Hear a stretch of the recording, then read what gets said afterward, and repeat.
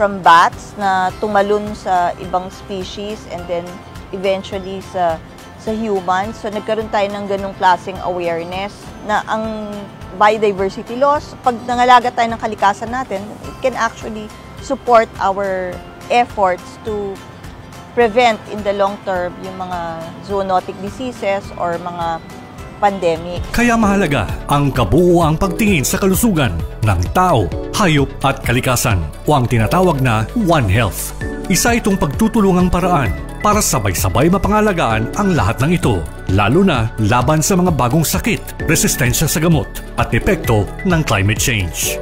Dahil sa ASEAN, mas mabilis ang tulong, mas handa tayo at mas ligtas ang bawat isa sa rehiyon. One Region, One Health. Paano nga ba mag-register para magkaroon ng schedule sa Bagong Pilipinas Presidential Action Center?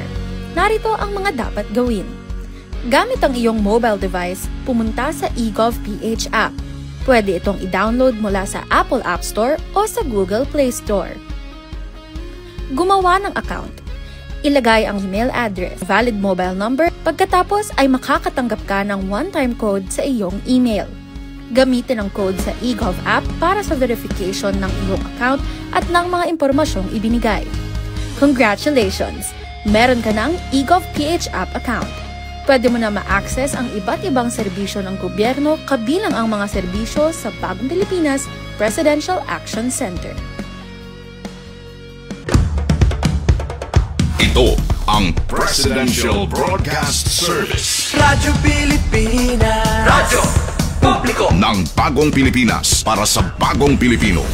Naghahatid ng mahahalagang balita at impormasyon na guugnay ng pamahalaan sa sambayanan. Tulay sa himpapawid ng serbisyo publiko. Radyo Pilipinas. Radyo Publiko. Ang boses ng Pangulo. Sa Mega Manila 738. Radyo Pilipinas. Radyo Publiko.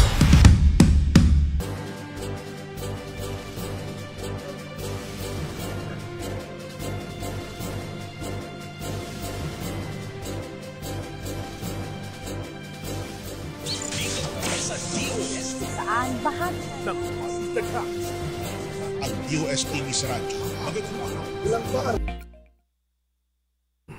Magandang agam, Luzon, Visayas at Mindanao. Ako ang inyong kapatid sa Impamawid, Onin Miranda. Narito na ang programa magatid ng mga balita at impormasyon tungkol sa siyensya, teknolohiya at inobasyon.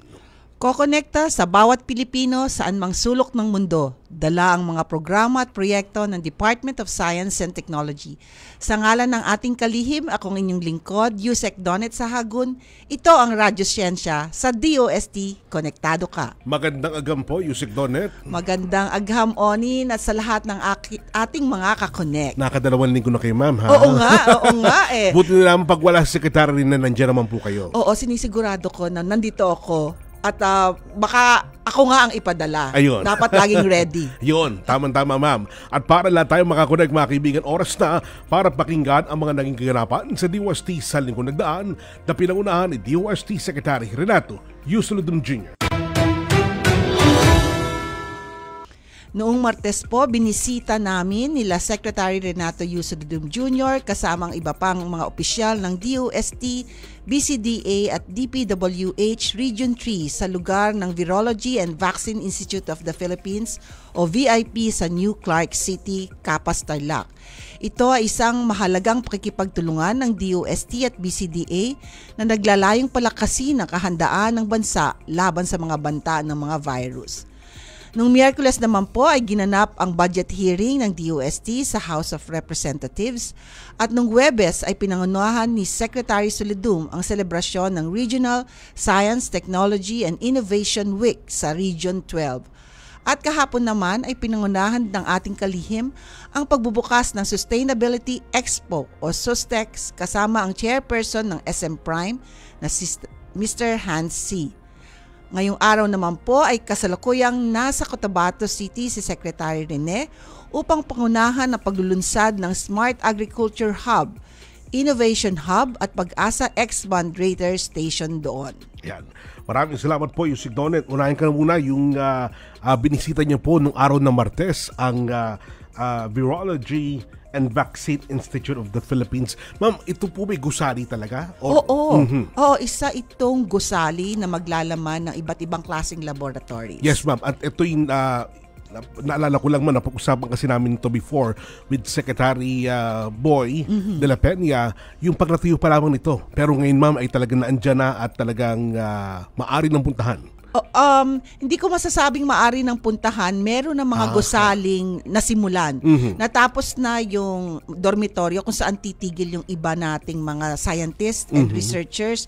Yung administration building na kung saan din maglalaman ng ilang laboratorio ay hindi pa tapos. Kumbaga in phases ang paggawa ng building. Pero meron na talagang nakatayong gusali. Tama-tama po, ma'am. At if ever, kung sakasakali, ma'am, na wag naman sana maulit itong nangyari pong pandemya sa atin nang umatake ang COVID-19, may pananggalan na po tayo sa pag-aaralan na po ito. Oo, tama ka, Onin. Pag-aaralan na ito ng ating mga researchers at saka hindi lang nga para sa mga sakit ng tao, kundi pati mga sakit ng halaman at sakit ng mga hayop. Pag-aaralan dyan sa VIP. Ayan, abangan niyo po yun mga kaibigan sa ating pubalita. Nung araw po ng Miyerkules, ginanap ang budget hearing ng DOST sa House of Representatives. Ma'am, kamusta na po ang lagay ng ating budget? Ngayon naman ay kami nagpapasalamat sa lahat ng suporta ng ating mga legislators sa House of Representatives kasi lahat sila ay sumusuporta sa pagdagdag in fact ng budget ng DOST kasi nakita nila kung gaano kahalaga ang iba't ibang programa ng DOST sa pagsulong ng science, technology, and innovation. So lahat ng mga nagpunta doon, nagtanong sa ilang mga projects natin pero ang overall ay sumusuporta kami sa DOST at sa lahat ng mga programa nito. Ayun, tabang-tama po yan, ma'am. At talagang ang balita po natin mismo ang Administrasyong Marcos ang talagang isa sa mga nagsusulong po nitong pagdagdag ng ating pong budget. Oo, totoo, Onin. Kasama na rin ang pagtatapos ng lahat ng mga legacy projects katulad nitong VIP. Sinusuportahan talaga tayo ng ating Pangulo para yung mga importanteng proyekto katulad ng napag-usapan natin kanina ang VIP ay matapos at talagang mapakinabangan ng ating mga tao. Ma'am, ano po ba ito nangyari sa Regional Science, Technology and Innovation Week sa Region 12? Ito po yung pinagkakabalan natin po ngayon, di po ba? Oo, pero kahapon katatapos lang ng mismong celebration nila. Nag-start to nung I think Tuesday ba? Habang tayo nagbabudget hearing ay nagsimula sila. Nandun din ako kahapon, Oni. Yes. Pumunta rin ako kasama ng iba nating undersecretaries, assistant secretaries, and regional directors at pati ang mga directors ng ibang attached agencies ay nandun din. Ang balita, ma'am, natin, Secretary Solidum, nagpunta rin po doon. Talagang abalang-abala po ating kalihim. Oo. Basta may event na kailangan nandun si Secretary, kung kailangang lumipad, magbalikan lang mula Manila to Mindanao ay ginagawa niya. Ayan. At at this point in time, nasa Cotabato si Secrene para pangunahan ng paglulunsad ng Smart Hub, Smart Agriculture Hub, Innovation Hub, at Pag-asa X-band radio station or radar station doon. Mahalaga po ito, ma'am, na mapangunahan po ng ating kalihim. Totoo. Yung mga paglulunsad, mga bagong proyekto na yan. Totoo. Katulad ng innovation hubs, ang ating kasing target ay magkaroon ng innovation hub sa bawat probinsya ng ating bansa. So nakaka 55 ba o pang 56 ito. So marami pang mga innovation hubs ang ilulunsad upang makatulong sa pagbubuo ng mga ideya at makatransform ito into very viable projects or businesses gamit ang siyensya. Ayan. Maraming salamat po, Yusek Doret Sahagot. Samantala, alamin muna natin ang lagay ng panahon. May pag-uulat si Lian Loreto mula sa Pag-asa Weather Forecasting Center. Lian? Magandang hapon po sa ating lahat. Ito na po ang ating ulat ukol sa panahon. Meron po tayong binabantayang low pressure area na nakapasok na nga po sa ating Philippine Area of Responsibility kaninang umaga at ngayon po ay nasa layong 630 kilometers sa silangan ng Eastern Visayas. Ito po nga trough o yung extension ng mga kaulapan ng low pressure area ay magdudulot po ng mga pag-ulan, especially po dito sa may Eastern Visayas at pati na rin po sa may Caraga at sa may Davao region at maaari pong umabot sa 50 to 100 millimeters ang ibuhos po niya na ulan sa loob po ng 24 oras. Kaya mag-ingat po yung ating mga kababayan na nasa Eastern Samar, Leyte, pati na rin po sa may Southern Leyte, Bohol, Dinagat Island, Surigao del Norte, Surigao del Sur, pati na rin po sa Davao Oriental. Samantala, yung ating southwest monsoon ay patuloy pa rin pong umiiral at magdadala ng makulimlim na panahon na may kalat-kalat na pag-ulan, pagkulog at pagkidlat dito po sa may Mimaropa, Zamboanga Peninsula, Northern Mindanao at sa nalalabing bahagi ng Visayas, kahit mag-ingat po yung ating mga kababayan dyan. Para naman po sa Metro Manila at nalalabing bahagi po ng ating bansa, asahan po natin ang mainit na panahon sa umaga, ngunit mataas po yung tsansa ng mga isolated thunderstorms pagdating po ng hapon, na kaya po mag-ingat ang ating kababayan dahil biglaan po yung mga buhos ng pag-ulan dahil po sa mga localized thunderstorms. At yung mga pag-ulan po na ito ay malalakas din po at may kasama din banta ng pagkulog at pagkidlat. Kaya mag-ingat po. Yes po, sir. Oo, parang sa oras na ito mukhang malakas ang buhos ng ulan. Tama-tama yung pagkakasabi mo, mainit sa umaga at medyo malakas ang ulan pagdating ng hapon. Yes po. Yun po talagang ating kailangang asahan po, lalong-lalo na during habagat season po. So, ang ganitong mga panahon po natin ay mag-extend pa po yan hanggang Setyembre o posible pa rin po hanggang Oktubre. So, hanggang tag-ulan pa po tayo ay magdala po tayo ng mga payong panangga po sa hindi lang sa ulan, pati na rin po sa matinding sikat ng araw sa umaga. Alright. Yun lamang po ang latest galing dito sa Pag-asa Weather Forecasting Center. Ito po si Lian Loreto. Maraming salamat, Lian Loreto. Narito na ang iba pang napapanahong balita. Ito ang Balitang Rapidos. Nag-installa ng Science and Technology Academic and Research-Based Openly Operated Kiosks o Starbucks software sa 200 paaralang elementarya at sekundarya sa lalawigan ng La Union. Ang Starbucks ay isang stand-alone o gumagana kahit walang internet na pinagmumulan ng impormasyon na dinisenyo upang maabot ang mga may limitadong access o walang access sa mga mapagkukunan ng impormasyon tungkol sa agham at teknolohiya. Naglalaman ito ng libu-libong digitized resources sa iba't ibang format tulad ng text, video, audio na napakadaling gamitin at maaaring ma-access kahit walang internet. Meron din itong mga dokumentaryong pang-telebisyon, thesis, investigatory projects, mga proyekto at teknolohiya ng DOST at iba pa. Magiging kapaki-pakinabang din ang Starbucks hindi lamang sa mga mag-aral kundi pati na rin sa mga guro at komunidad. Sa ibang balita, binigyang diin ng DOST Secretary Renato U. Solidum Jr. ang kahalagahan ng pagtatayo ng Virology at Vaccine Institute ng Pilipinas o VIP sa New Clark City na kasalukuyang nasa ikalawang yugto ng konstruksyon. Kasamang mga opisyal mula sa Department of Science and Technology, Bases Conversion and Development Authority at Department of Public Works and Highways, binisita nila ang lugar ng Virology at Vaccine Institute ng Pilipinas sa New Clark City, Capas, Tarlac. Ang VIP na itinuturing na isa sa mga legacy projects ng administrasyon ay pakikipagtulungan sa pagitan ng Department of Science and Technology at Bases Conversion and Development Authority na naglalayong palakasin ang kahandaan ng bansa laban sa mga banta ng virus. Ang institusyon ay isang estratehikong hakbang upang mapalakas ang kakayahan ng bansa sa sayantipikong pananaliksik at pampublikong kalusugan na nagsisiguro ng pambansang katatagan laban sa kasalukuyan at hinaharap ng mga hamon sa virus na sakit na hindi lamang sa tao pati na rin sa mga hayop at halaman. Formal na inilunsad ng DOST Mimaropa ang Romblon iHub sa pakikipagtulungan ng Chesed Center for Community Development Incorporated. Ang iHub ay isang pre-incubation platform na nilikha para suportahan ang mga startup, estudyante, mananaliksik at micro, small and medium enterprises o MSMEs sa pagbuo ng mga solusyon, ideya sa negosyo at teknolohiya na angkop sa mga lokal na komunidad at merkado. Pinangunahan ng paglulunsad ni DOST Secretary Renato U. Solidum Jr.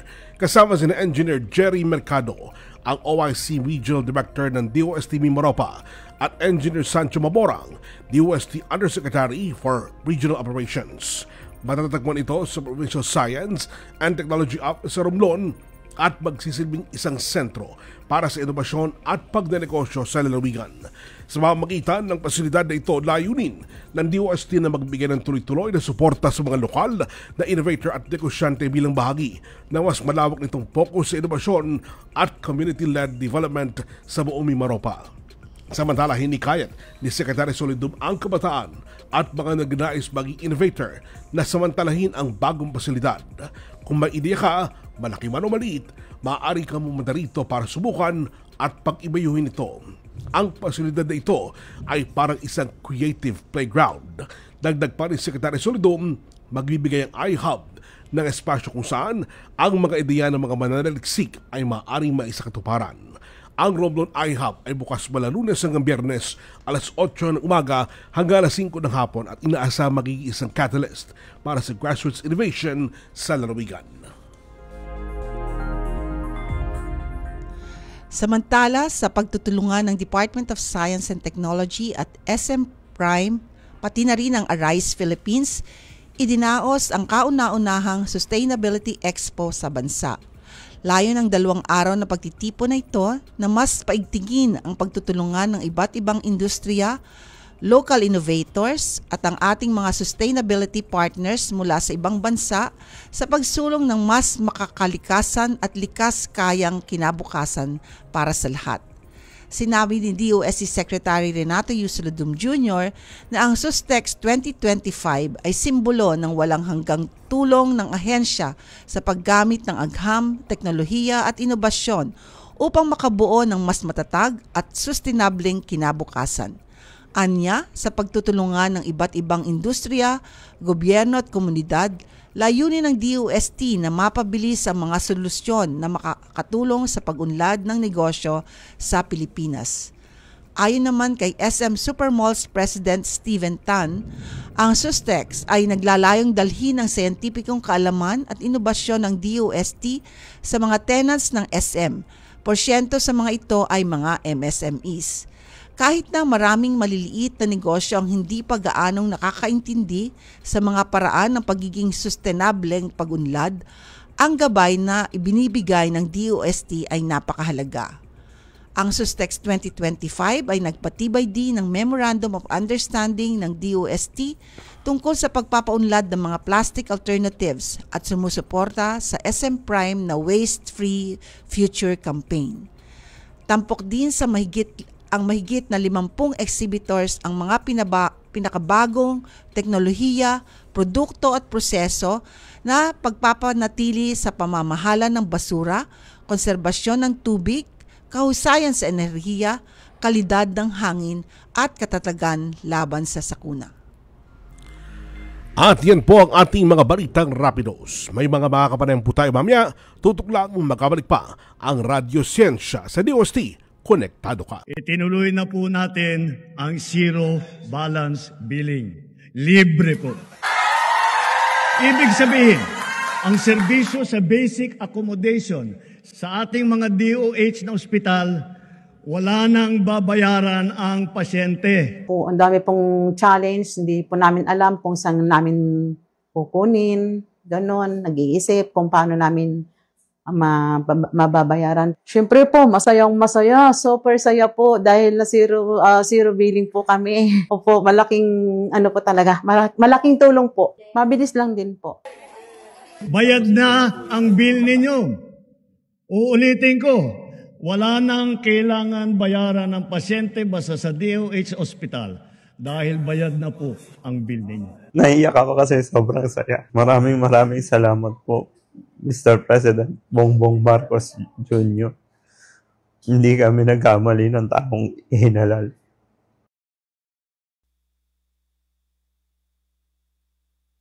Discover, learn, and grow. Alamin ang mga alok na serbisyo mula sa gobyerno. Radyo Siyensya. Dito sa Radyo Pilipinas. Nagbabalik po ang Radyo Siyensya. Narito ng ating kwentong SNT.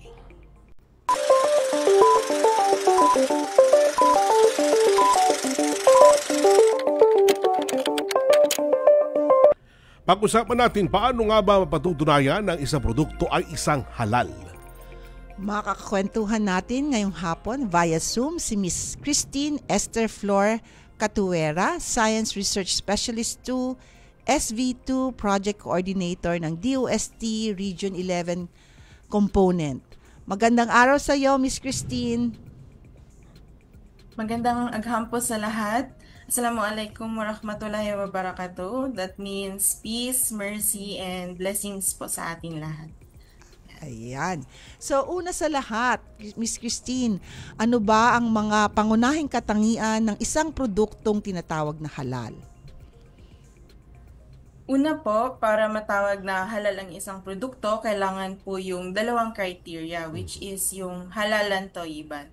Halalan toyiban is an Arabic term po. So, yung halalan meaning in Arabic, which means lawful, legal, permissible. So, any po na pwede po sa amin. Also naman po, yung toyiban ay Arabic term din po, which means good. So, kailangan safe din po, hygienic yung isang produkto. So, yung halalan toyiban po, kailangan nandun po yung dalawang criteria para masabi na halal ang isang produkto. Ma'am, ano po yung mga karaniwang sangkap na hindi halal sa paggawa po ng mga produkto? Sa sangkap naman po, kailangan yung sa legal po, no? Kasi yung basis po ng halal ay nasa Holy Quran. So nakasulat po dun sa Holy Quran na hindi po pwedeng i-consume yung mga pork or pork derivative, yung mga intoxicating, no, gaya po ng mga alcoholic beverages, yung mga yun po, yung may mga alcohol po na ingredient and pork derivatives. Ayun. Pero mama, itanong ko lang po, di ho ba yung halal meron din sa ibang mga produkto? Ibig sabihin, kahit hindi pagkain, halimbawa mga cosmetics, ay meron din halal po, di po ba? Yes po, tama po, Sir Onin. So, yung sa mga cosmetics naman po, since yung dalawang criteria po na halalan toyiban ay kailangan sa isang produkto. So, yung source po ay dapat wala po siyang halong pork or pork derivative, and then also po, kailangan safe. So, yung mga certain limits din po na siniset ng FDA, kailangan din po nasusunod. So, kailangan safe din po siya gamitin. Ayan. So, Miss Christine, pag-usapan naman natin itong HATS o yung tinatawag na Halal Transparent Traceability System Project. So, ano ang layunin ng project na ito? So, ito pong HATS na project ay collaborative project po ito ng DOST Region 11. Also po yung University of Southeastern Philippines o USEP, sila po yung project leader. And then meron din po tayong partner from Malaysia, yung University Technology Petronas, and also po yung ating private na project cooperator, which is ang MS3 AgriVentures Corporation. So ang layunin po ng project na ito ay may siguro na yung authenticity po ng halal, no? Lalo na po yung sa market na po siya.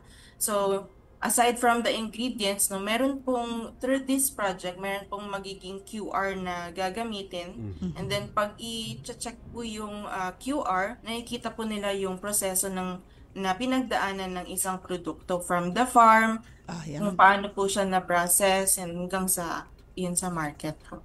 Ayun, tama-tama. Pati pala ang pati halal. Proseso. Yes, ma'am. Oo. Ay high-tech na kumbaga. Oo. Ma'am, ano yung mga teknolohiyang ginagamit po sa HATS para masiguro yung transparency at traceability?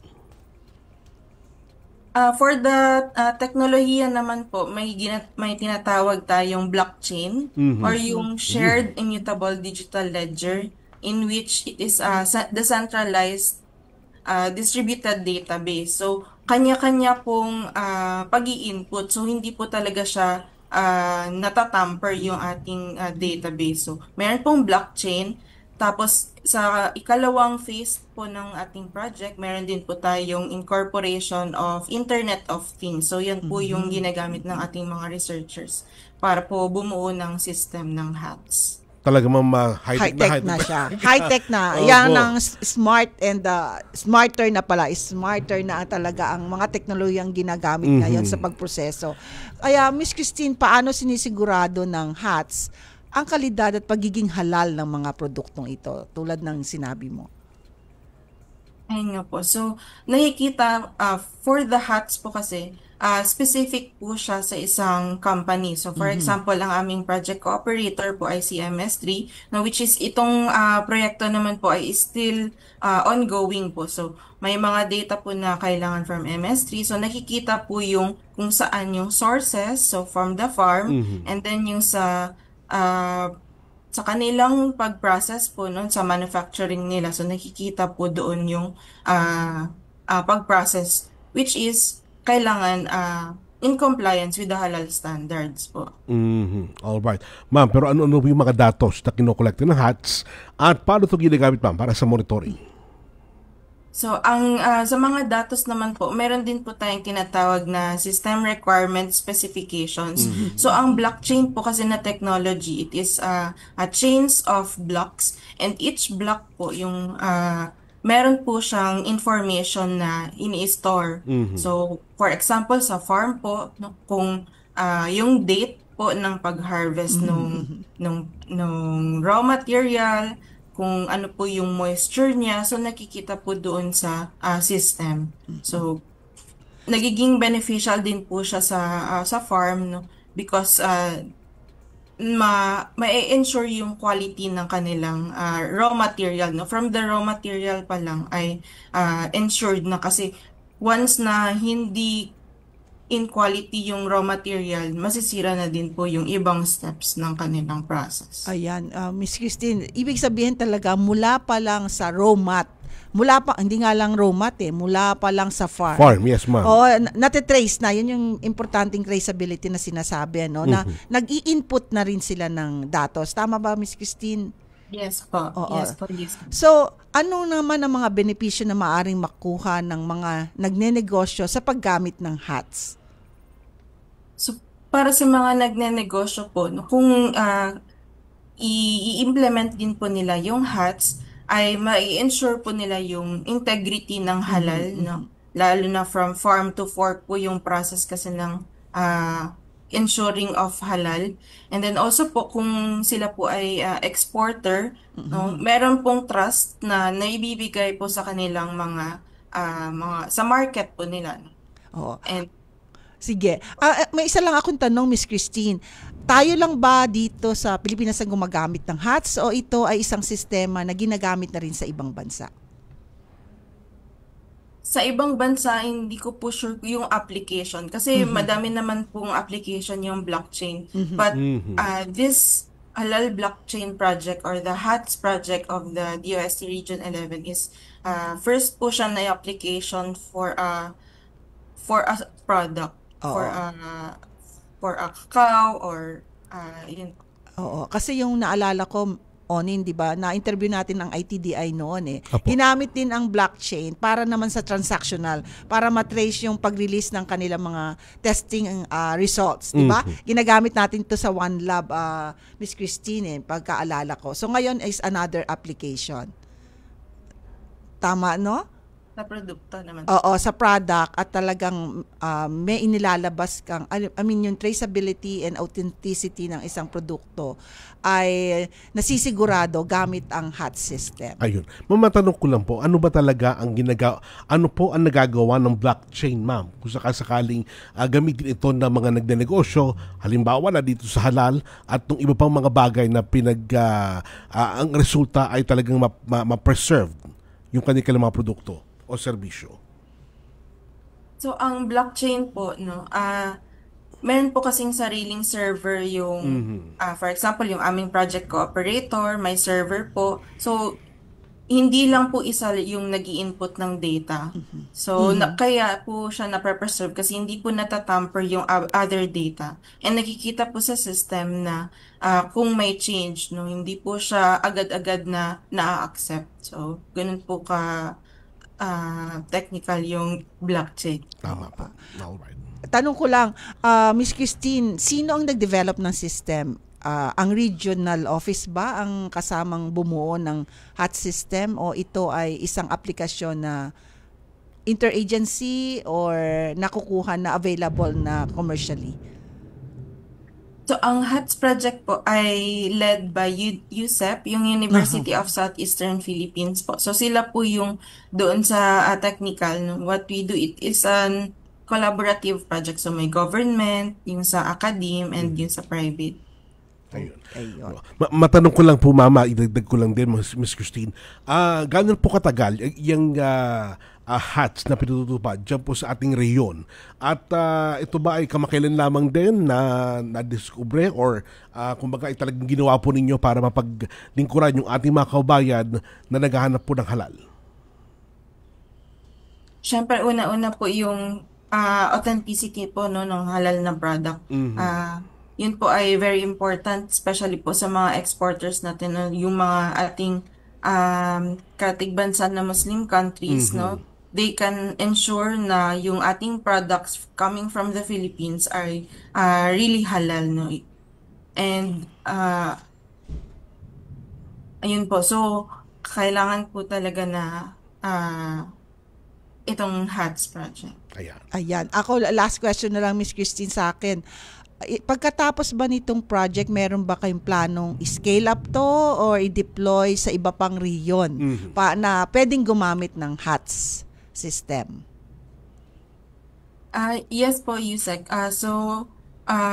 Currently po, meron na pong usapan kami sa USEP. So, sila po kasi yung leader po talaga ng project. So, kung paano i-scale up and kung may other crops po. Okay. Alright. Ma'am, huling tanong po sa inyo, ano po mensahe sa ating mga taga-subaybay at paano po makikipag-ugnayan sa inyo? Ayan po. So, mensahe ko po ay halal is not just for Muslims but for everyone. Kung meron po kayong question, no, meron po silang gustong malaman tungkol sa halal, no, pwede po nilang i-contact po yung aming region, no. Meron po kaming email address which is halalst@region11.dost.gov.ph. So, small letters lang po yung lahat. halalst@region11.dost.gov.ph. And meron din po kaming Facebook page which is yung DOST Region XI or Region 11. Ayan. So maraming salamat. Yan po si Miss Christine Esther Flor Catuera, Science Research Specialist 2 ng SV2 Project Coordinator ng ating DOST Regional Office number 11. Ma'am Christine, maraming salamat po. Maraming salamat, Christine. Shukran. Alright, mga kaibigan, si Ms. Christine Catuera ang ating punda kapareha. Manatiling nakatutok, magbabalik pa ang Radyo Siyensya sa DOST. Konektado ka. Time to celebrate kulturang Pinoy. Tradisyon, musika, sining, literatura at iba pa. Anything and everything fun and Filipino. Ito ang Pinoy Kultura. Ang abakada, sounds that make up Tagalog words, pagbigkas at pagsulat ng mga titik o letra sa Tagalog, the basis for our national language. Steam It, Panahon TV, Tagalog Lang, Metro Scene, and Wiki dig into its evolution. Records start with the baybayin, the alphabet used by the early Filipinos in the 1600s. From the Tagalog root word baybay, meaning to spell, baybayin was apparently derived and influenced by Indic and Javanese scripts. There was also the alibata. Paul Rodriguez Versosa named that in 1914. Was based on the Arabic alphabet from the Maguindanao Moros, but was modified when the Spanish came. The Spanish introduced the Latin and Spanish alphabet called abecedario, the original alphabet of the Catholicized Filipinos. You could say the Romanized version of baybayin. Then the Americans came and introduced the English language and its 26-letter alphabet. Because there was fear of losing the abecedario, the government ordered the adoption of a Tagalog-based national language. They also wanted a dictionary and grammar book. That's where writer and former Senator Lope K. Santos comes in. In 1939, he developed ang Balarila ng Wikang Pambansa. Abacada became the national alphabet from 1940 to 1976. Noong 1976, ang Department of Education, Culture, and Sports ay nag-issue ng revised alphabet. Dinagdag ang mga letrang C, CH, F, J, L, N, Q, R, V, X, at Z. They called it Enriched Alphabet or Pinagyamang Alpabeto. More tweaks follow, and in 1987, the Filipino alphabet was published yet again with 28 letters. What you'd recognize is our modern alphabet. 26 letters from the Latin alphabet and the Spanish N or Enye and NG or Nang.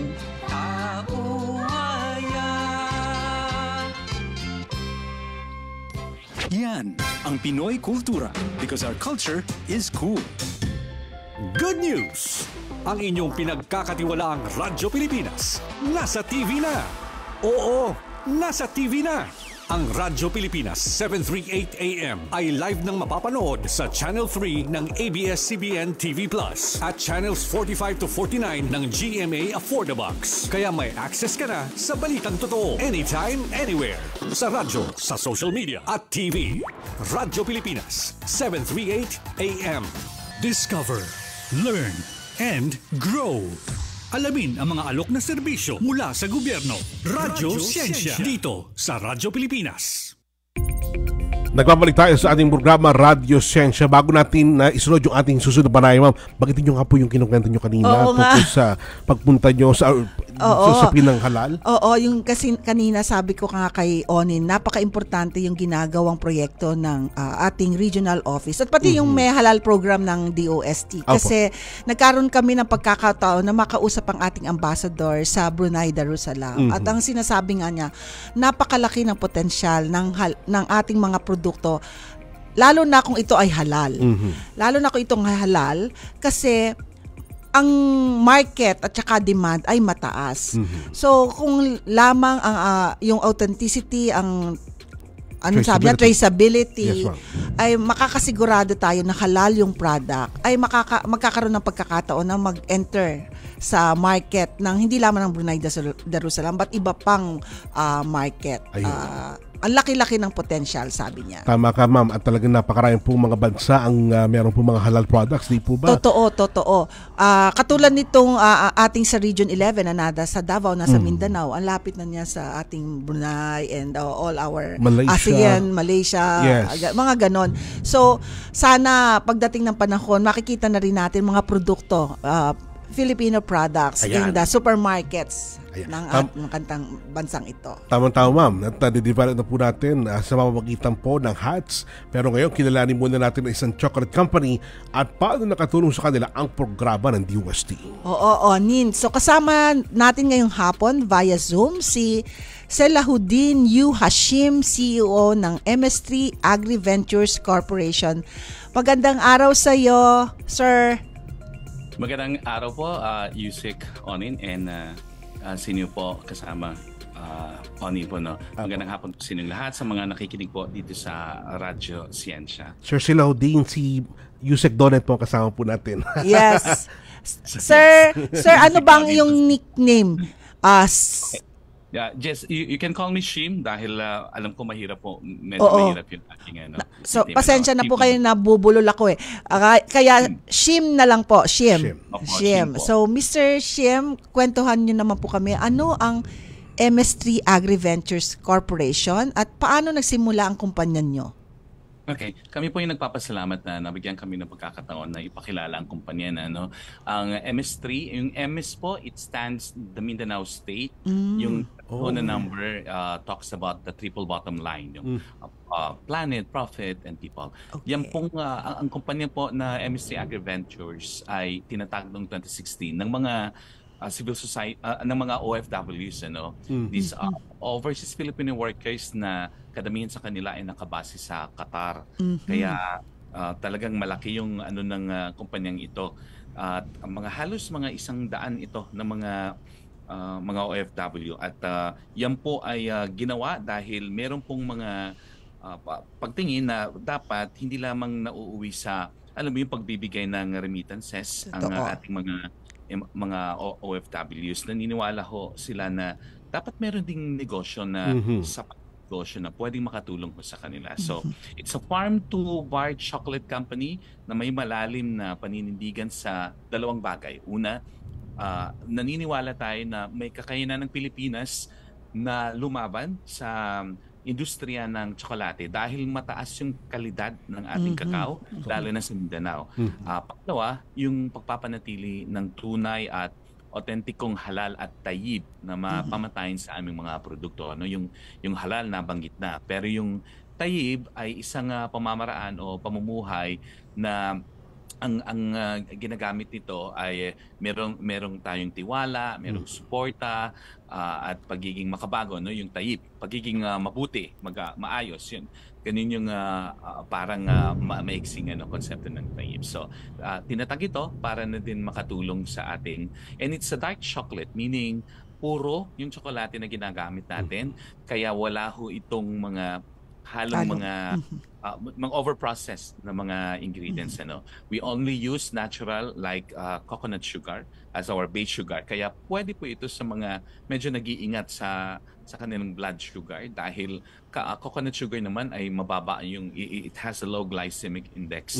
So napaka-healthy ho ng produktong ito sa atin. And we also wanted to introduce the dark chocolate sa mga, hindi lang naman sa mga adults but also to the younger generations who also wanted to choose halal lifestyle, lalo na sa pagkain sa kanila. Because this can really help sa pag-aaral, sa pag-gym, an active Tama lifestyle. po yun, sir. Yes. Chocolate is so good. Merong mga flavonoids ito na napakalaki ng binibigay sa katawan na maayos. So yan po yung MS3 chocolate. Madami ho yung mga variant ng produkto. Nasa bar, nasa powder, meron pong mga mini, may spread, may vinegar pa rin ho tayo. May vinegar ho tayo na nagawa on that. And we're very happy. Ang mag-asawang sila Neil, ang Santillan, sila po talaga yung founder nito, pero this is a corporation, so this is owned by Overseas Filipino Workers. Yan po. Tama-tama po, sir. Talagang napakaganda po ng inyong produkto sapagkat unang-una, tsokolate po yan. Oo, paborito ng marami. Paborito ng marami yan. Paborito ko rin yan, sir. Pero tama-tama yung binabanggit nyo, dark chocolate para sa mga mga kabataan at mga medyo may konting katabaan sa katawan. Tulad po natin dahil mainam po yan sa kalusugan. Pero para sa kaalaman ng lahat, ano po ba ang kahalagahan ng paggamit ng halal products para po sa ating mga kabayang Muslim? Nabanggit na kanina ito ni Ma'am Flor, pero yes, napakalaking halaga nito. Sa mga Muslim, hindi lamang ito pag-iwas sa kung ano yung mali. Pag sinabi mo kasing halal, yung practical na pagpapaliwanag, lahat ng ginawa ng Diyos ay pwede mong gamitin at yan ay halal. Except for those who deliberately mentioned by God na bawal. For example, pork, sinabi talaga na hindi kayo pwedeng kumain. Alak, hindi pwedeng uminom. Yung mga ganun. So, merong mga specific, everything is halal except when it is declared by God na hindi siya pwede. Kaya haram. Yeah. So, yun ang paniwala natin. Kaya yung ang konsepto ng halal, hindi lamang ito patungkol sa pagkain. It's really a lifestyle. Ayun. At ito ay bahagi ng pananampalataya at pamumuhay na. So pagka lahat ng mga produkto natin ay halal, nagagarantiyan niya na ang produkto ay hindi lamang pinahihintulutan, kundi ito ay dalisay, puro, malinis at nakakabuti dahil bawal na bawal yung mga nakakasama. Kaya nga bawal ng alak, bawal yung mga genetically modified na nakakasira. Ito ay nagbibigay ng kapanatagan at kapayapaan sa pag-iisip. Alam niyo ang problema natin dito sa Pilipinas, pag pumupunta yung mga foreigners, lalo na sa Middle East, number one na reklamo nila, walang halal. Oo. O kokonte, Kokonte. At hindi natin natatap yung $1 trillion na industriya sa buong kolela tayo sa aspetong ito. Tama. Kaya certified na halal tayo dito, talagang ito ay tatangkilikin. At bilang isang kumpanyang nanindigan sa prinsipyong ito, responsibilidad namin na pangalagaan ng tiwalang iyon. Ibig sabihin, hindi sapat na sabihin lang namin na halal ang aming produkto. Kailangan namin itong patunayan sa pamamagitan ng mga aksyon at very transparent na mga proseso. At yun ang dahilan kung bakit napakahalaga rin ng HATS system para sa amin. Ayan, nabanggit nyo na yung HATS system na kanina pinag-usapan natin with Miss Flor. Paano po ba nagsimula ang collaboration nyo with DOST at ng USEP? ito po ay si Kuya Neil Santileño, the founder. Dahil nga kami ay may vision ng makabagong strategic partnership na rin, bilang isang kumpanyang certified, dahil certified kami ng Department of Science and Technology as a halal manufacturer, palagi kaming nagsusumikap na pagbutihin ang mga proseso. Nung nagkataon ng pagkakataon na mag-usap si Director ng DOST-9 at 11 at ang University of the Southern Philippines, ibinahagi namin yung aming gustong mangyari, na dapat magkaroon ng kumpiyansa ang mga consumers na the entire value chain ng MS3 products ay halal. So paano namin magagawa yon? Ang magiging problema niyan, kailangan pa namin magbigay ng mga certifications sa lahat ng proseso namin na napakagastos, kumbaga ang proseso nun napakatindi, So ang ginawa namin nung mag-usap kami niyan, sakto na meron na palang iniisip na HATS, itong Halal Transparent Traceability System, kung saan ang bawat consumer ay maaaring makita ang buong kwento ng aming tsokolate. Saan ito galing? Paano ito pinroseso? At sino ang mga taong nasa likod nito? Dahil yaon yung pasensya na't narinig niyo sa background. No problem, sir. Live po tayo dito. At saan ito galing? Paano pinroseso? Yan, mga kwentong hindi mo naman pwedeng masagot ang lahat ng tanong. So, halimbawa, ikay isang conscious na consumer ng halal, bibili ka ng produkto na sa bar lamang, paano ko malalaman na talagang hindi lamang yung ingredients na ginamit niyo ay halal, kundi maski yung kapital na pera na pinambili nito, yung lahat ng mga hindi lang pala proseso, Hindi lang yung proseso.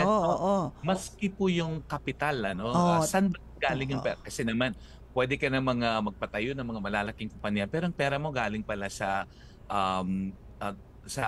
construction, corruption. Nasingit pa natin yung magkakaragtong yun, sir, construction at corruption.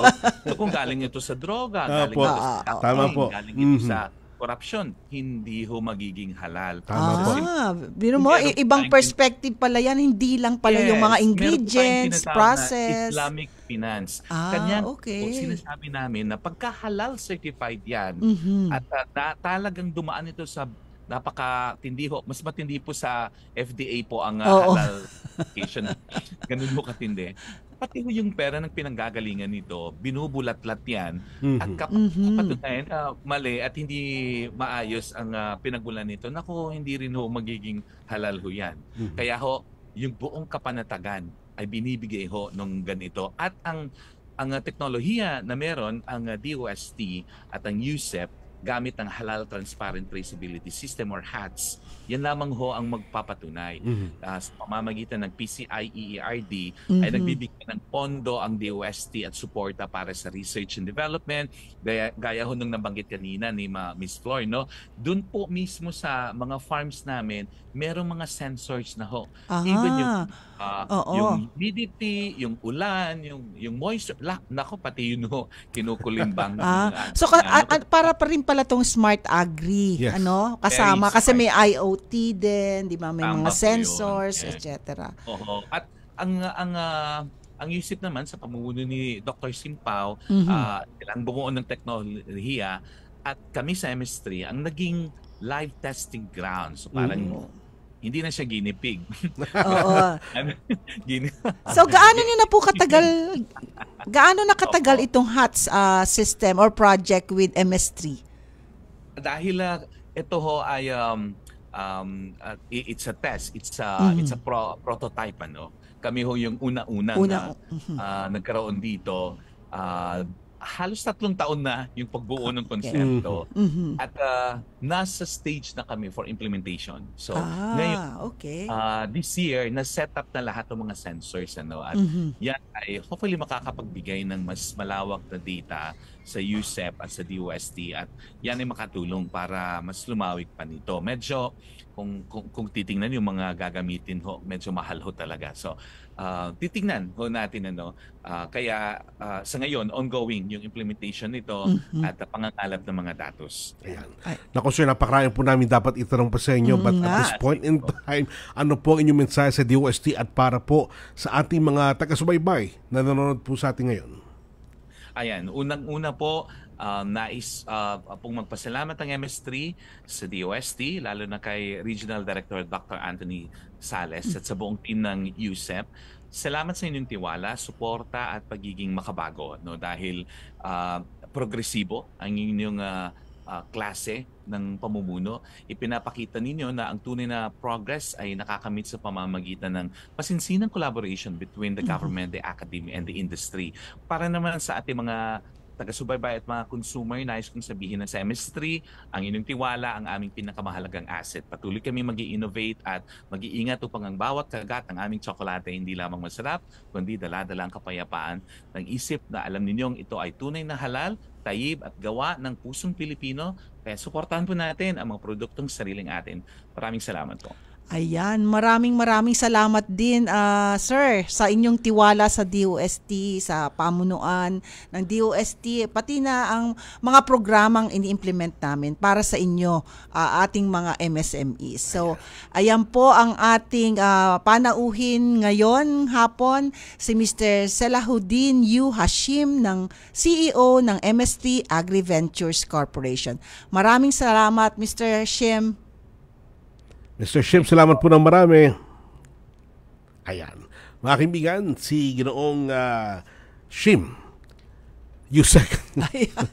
Mahirap kasi pronounce yung pangalan ni Sir. Oo nga eh. But nakakatuwang makapanayan po siya sapagkat ang pagkain po ng tsokolate dito sa ating bansa, hindi lang po yung sa yung para maligayahan ka lang, kundi may kapayapaan pa. Kaya nga, 'di ba? Maraming na-share si Mr. Shim sa atin. Pagkain hindi lang pang para mabusog, 'di ba?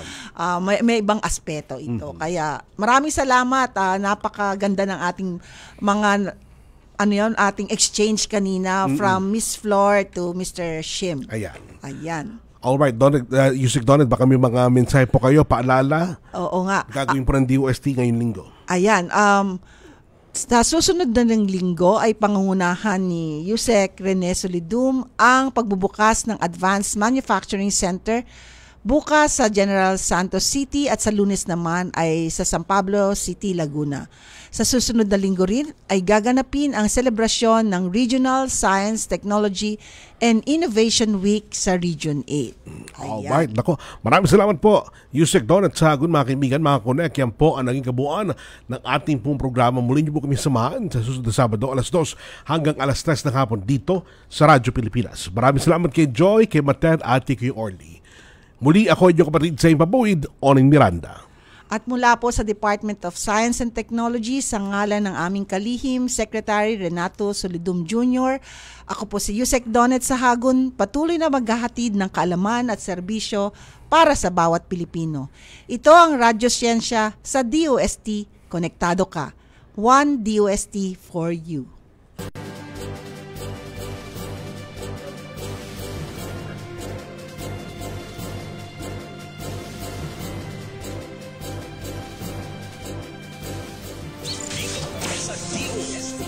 Bahagi ng ang DOST sa radyo.